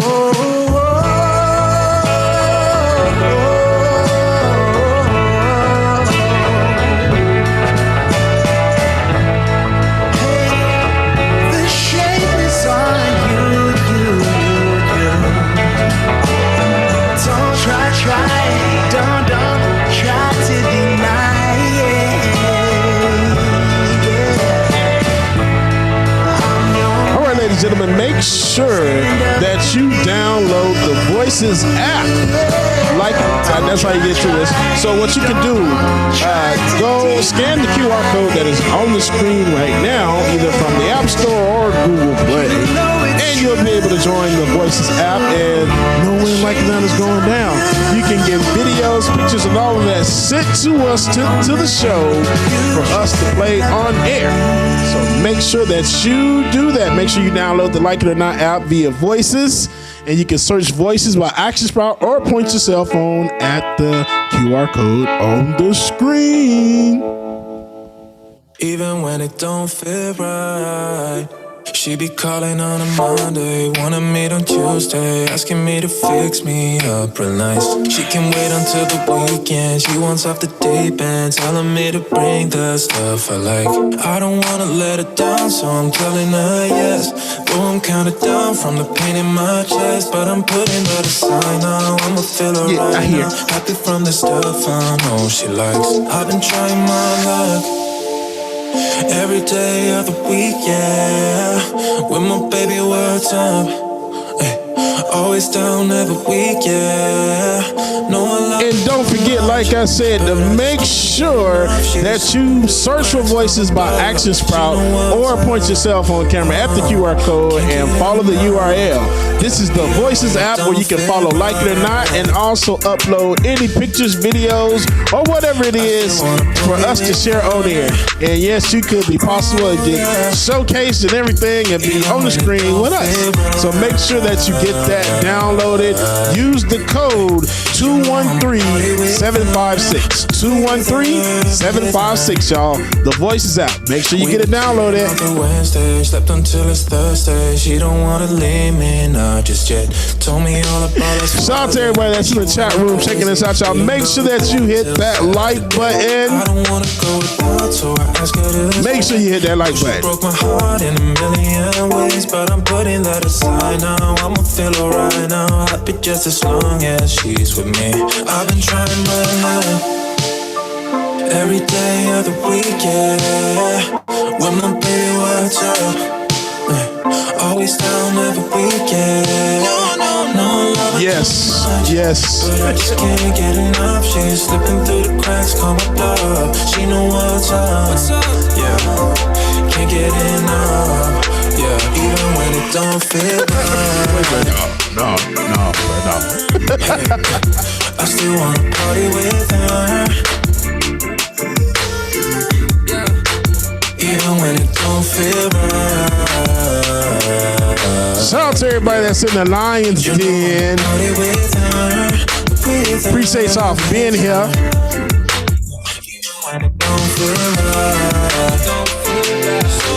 Did you say like the old lady? Right. No, because I feel like, like Mary J. Blige has her one move. Hey, bro. You know what I mean? Bro, let me tell you something. James, you gonna have to send me that first track you played going to break. That was some soulful stuff, man. Who was that? Oh yeah. Let me see. That brother, was, whatever that was. The Shame Is On You, The Devil Sway.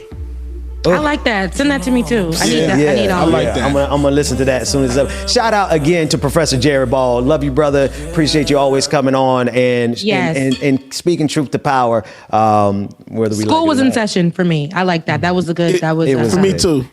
Yeah, Ben was and like, it's always. I'm just like, bro, I'm listening, bro. Yeah, good and stuff right it's here, always man. good. Yeah, it's always good for us, and you guys know I've been saying this from the beginning of this whole show thing. Like, it's always good. It's important that we have a place where we disagree. I mean, like, it's important that I can tell him how disagree. I feel. Yeah, I'm talking about me, because when I disagreed with him saying that the movie had its position, and I'm like, but we also have our position as well when these movies come out, because I can tell you one thing for me, Fred Hampton was somebody that I heard about, mentioned, and I know, I went to Florida A&M University. These are people that we celebrated, but never really got into the context. And I had a very radical, like him, which I absolutely love, but a very positively radical African-American studies teacher who I feel like I didn't have much time with, because he gave us so much information and I learned so much. But after watching that movie, I made sure I applied what I learned at my historical university. Girl, we don't care about no FAMU. But I applied what I learned there. And, make sure when you are watching this movies, especially as a Black person, but, you go out there and you do your research. But that's what the great thing about these platforms. Because if you go on Twitter, they will be like, this was wrong, because this is really what happened. Here's why I know what happened. Here's the reference why it happened. And this is why we should be letting our people know what happened. We always correct it. And that's what I love about I'll tell you this much, though. I'll tell you this much. I would have gladly spent my student loan money in his classes. Yes, I loved it. I felt like students. That's why I'm like, I need to read that book ASAP on imixwhoilike.org. I definitely need to go read that book. I mix what I like. I mix what I like. I mix what I like. And I definitely need to go on there because that is a conversation. Because I told you, I play about Clubhouse and how they be on Clubhouse, but that's literally... Yeah, that's literally how they are. Start a business with your stimulus check. I gotta buy. Or use your $5 and make that into cheddar for the cheeseburger. You need to make, you need to make money. Like, they're so clever with their words, but they don't understand that this was a systemic thing that was taught to you. And we have to start understanding that there are levels to this thing. Well, I love the context. Like the proper context to understand wealth in this country was that it was stolen. It was stolen. Period. And it's currently white folks don't know the struggle for real. Look, and y'all might get mad with me when I say this, and I hear you guys, but understand the system was created for you guys to prosper on each level. You might be the most prosperous poor person. You might be the most compared to a Black person. They want us down at every single level. That's why we know of whole neighborhoods, whole cities being bombed when we were flourishing because it was set up that way. Hey, and real quick, and the people can hear me right now. Yeah. Okay. As much as them people want to sound smart, talking about starting a business with your stimulus check, I can tell you for a fact it's gonna cost you more than $600 to get into any kind of prospering business. So y'all can say that. Yes. Right. Good. Let's talk about it. Listen, if all you got is $600, see this way. Who was saying this? There's somebody in our orbit who's been saying, like, when people don't have a lot, it makes sense for them to go and do whatever the hell they want to do. I'm sorry. You are not going to tell me that the pathway out of poverty in this country as a black person is for me to save my dimes when I ain't got no dimes to begin with. So if I do decide to take my money and go buy something that makes me feel good in this oppressive system, leave us the hell alone. Because unless you're talking about taking the wealth of the wicked and giving it to the just, you ain't talking about nothing. Nothing. Y'all see this is why I always you started Jared, the conversation, Ben. Listen, with Jared, I know. With Jared, I'm always like, and I understand like there are substantive differences in our approach to the revolution, right? But the thing for me is like, bro, man, it is inside of every single one of us. And the only question is to what degree have we had to suppress it in order to survive the United States of America? I'm not good at suppressing it anymore. Rebecca, give me some Black Joy, please. So, all right. I don't even know what's coming up next, but I do know that we've, been throwing a list of them for a while now, and our producers have been doing a really good job in compiling them up for us. So just surprise us with what we have. Let's start playing something real quick, lighten up the mood. Let's keep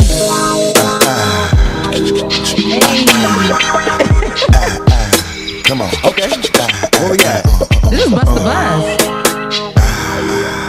I love it.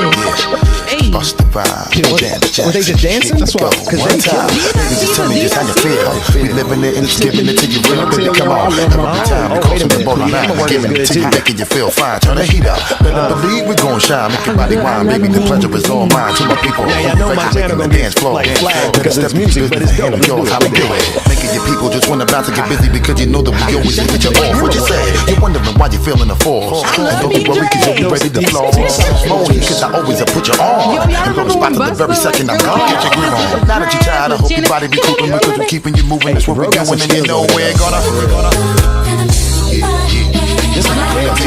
He looks detached from his body. Yeah. Look, I can't even. Can you do that with your neck? No. I almost broke my neck sleeping one night, so no, I can't do that. Been so old. Jesus Christ. Look, yeah, been so old. Listen. I used to turn over real quick. I used to turn over real quick in the night, like just like that. And then one night I was like, oh my God, I almost died. So yeah, I'm on. What's the next one? Rating your favorite fast food burgers. The Big Mac is extremely satisfying.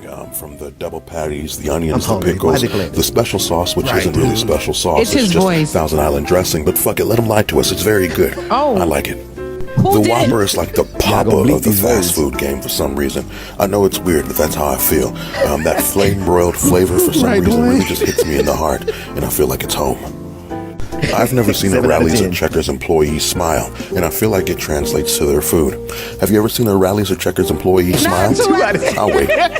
Five Guys is the epitome of pick something you do right and stick with it. They only have like 4 items on the menu and those random-ass peanuts, but damn it, it all smacks. Solid. In-N-Out Burger is extremely overrated, and stop bringing it up in my comments. You're not going to find anything better than a Baconator. That's why they keep coming out with more Baconator stuff. Yeah. The Baconator, I'm glad we on. I haven't had any fast. Baconator Pringles. Nope, let me stop. Did he say Baconator Pringles? I haven't. That's what he had on that really screen up there. It said Baconator Pringles. Oh, the Baconator. Why he ain't put Chick-fil-A on there? Was Chick-fil-A on there? Those are just burgers. Not on burgers. Yeah. Not on burger. Well, I don't eat burgers. I don't eat burgers or fries unless they're sweet potato fries. French fries? Oh, okay. No, I don't. Really? I would say 90% of the weight I got on me that I got to lose is from French fries. It's not about watching my figure. I just don't like the texture. French fries, bro. I don't like the texture of the burger. Give me all the fries. All the fries.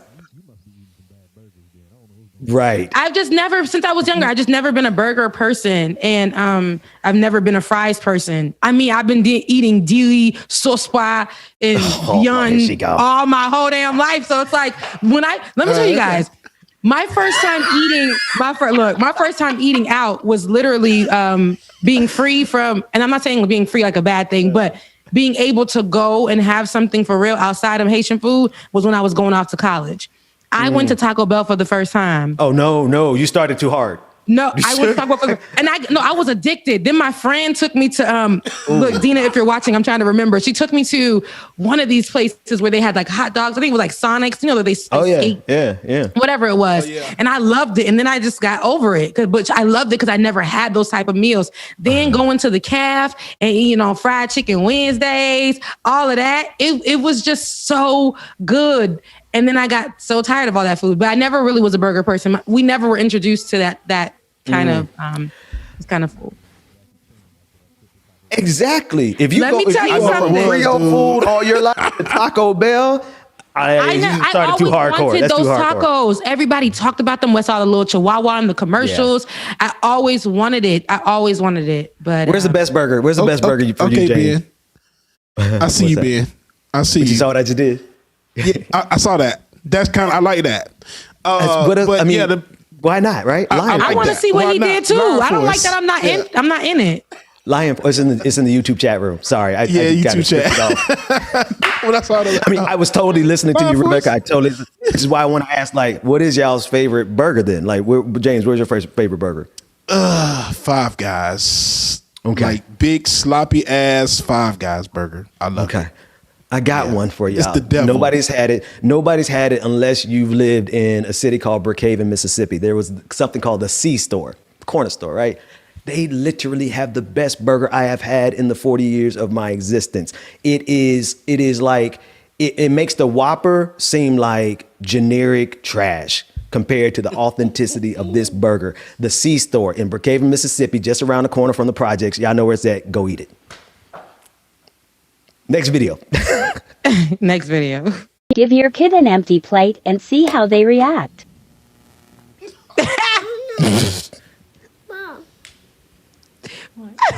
Why they do that to this baby? What you mean? I'm hungry now. I'm starving. Oh my God, y'all. I'm trying to wait to baby. The baby. Why they do that to the baby? What happened? That's me when my man don't feed me. Mom, what happened? I don't know.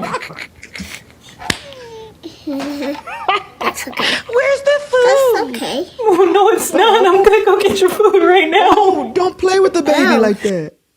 Oh. I want one. The baby. Why they do that with the baby? One.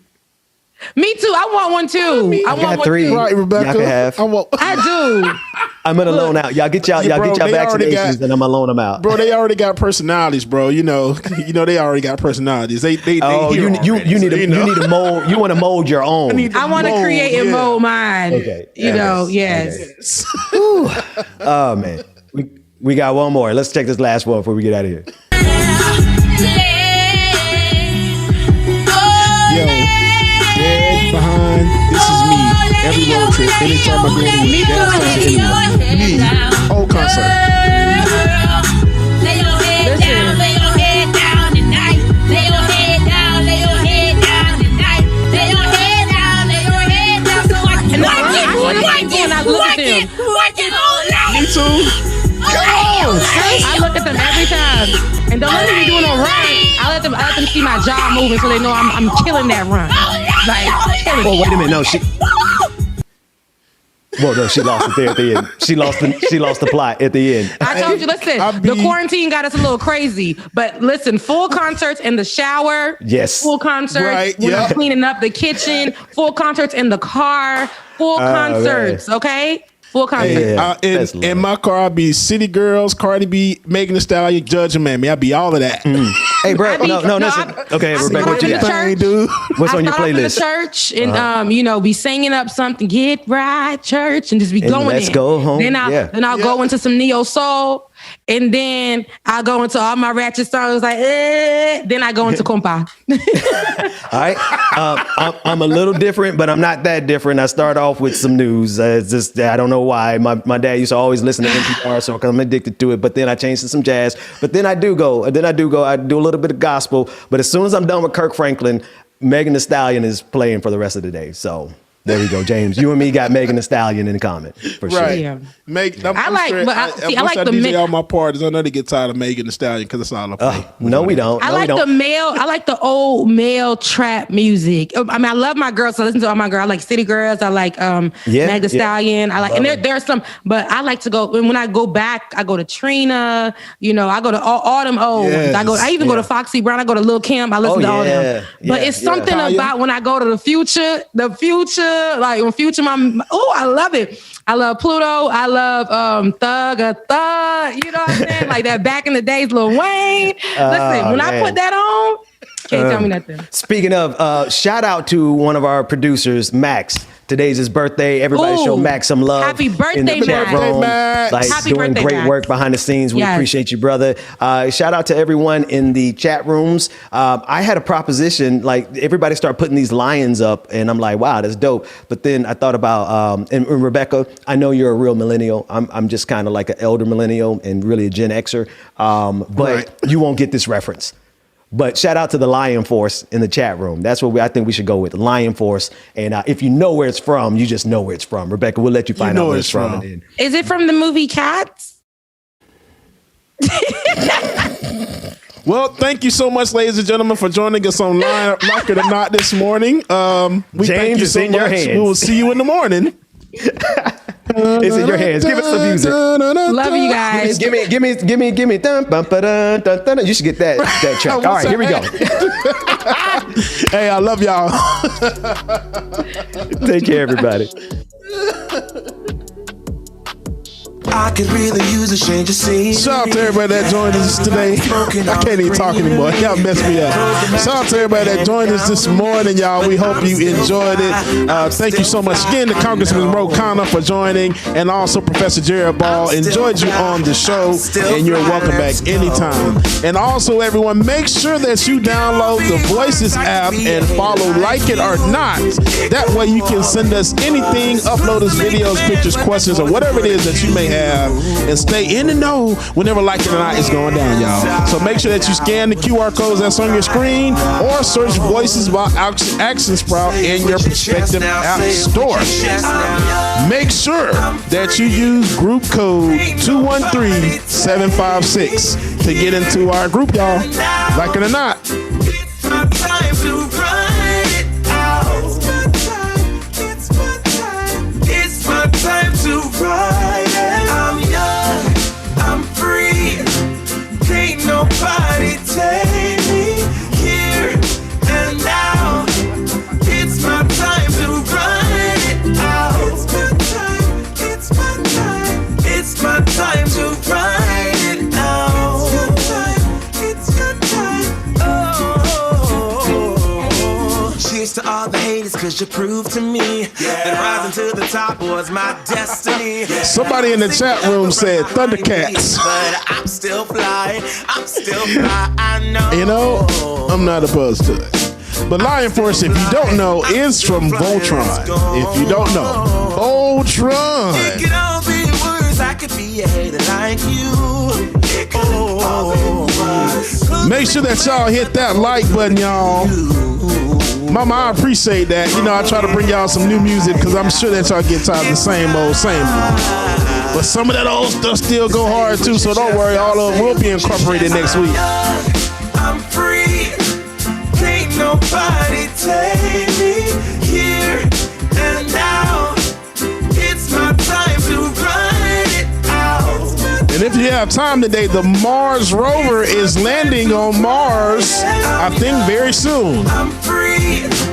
Can't nobody. Maybe somebody on another planet can come and beam my ass out of here. Oh, Earth is ghetto. I wanna leave. It's my time. It's my time to ride it out. It's your time. Oh, if you're on the bus, say yeah. Yeah. If you're on the train, say yeah. Yeah. If you gotta walk, say yeah. Yeah. Everybody's going somewhere. Yeah. Young or old, I really don't care. Yeah. Life has never really been fair. Yeah. So put your fist up in the air. Yeah. Say yeah. I'm young, I'm free. Can't nobody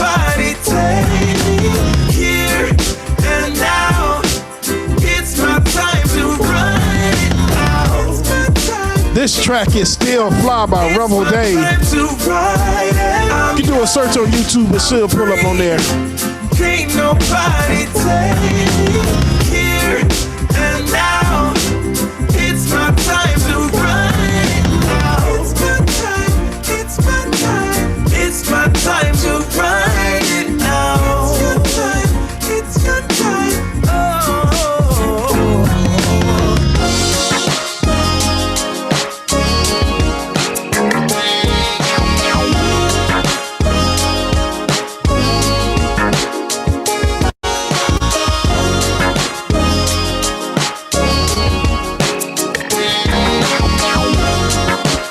Shout out my papa, y'all. You know what? I feel bad.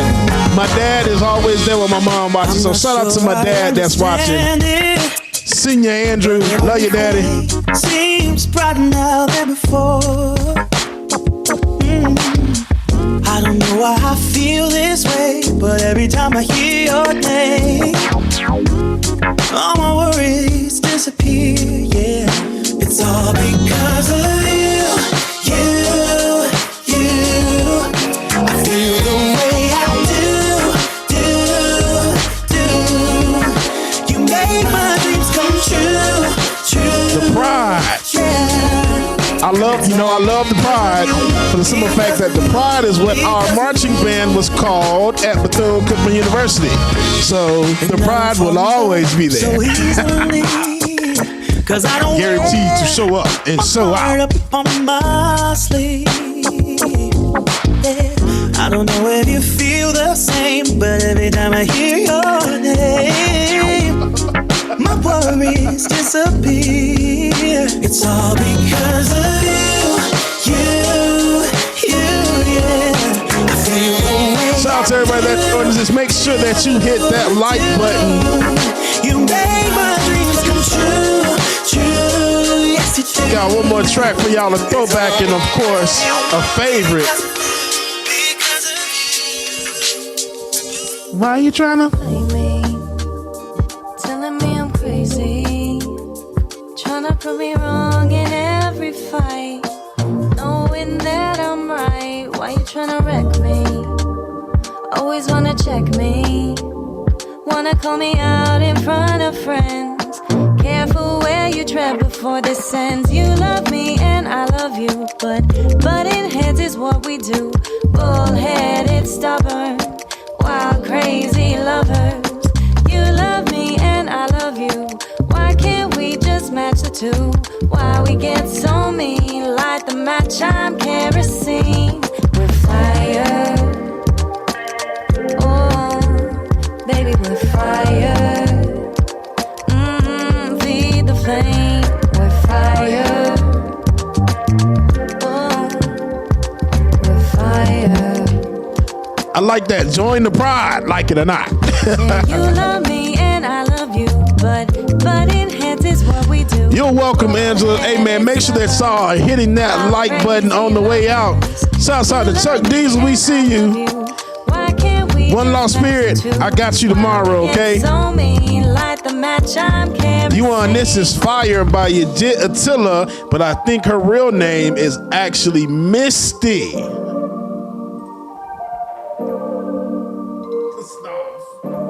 Susan, good morning.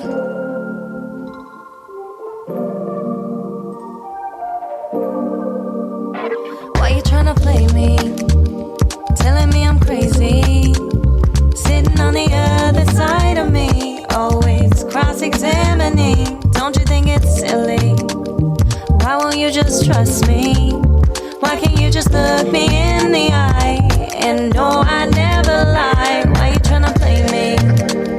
Tell me that I'm crazy. I appreciate that, Miss Nuru. Me wrong in every fight, knowing that I'm right. Why you trying to wreck me?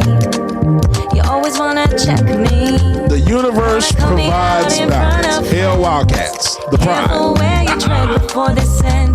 Now, hey, you're quite welcome. But in heads is what we do. Bullheaded, stubborn, wild, crazy lovers. You love me and I love you. I got so many ideas, man. This is crazy.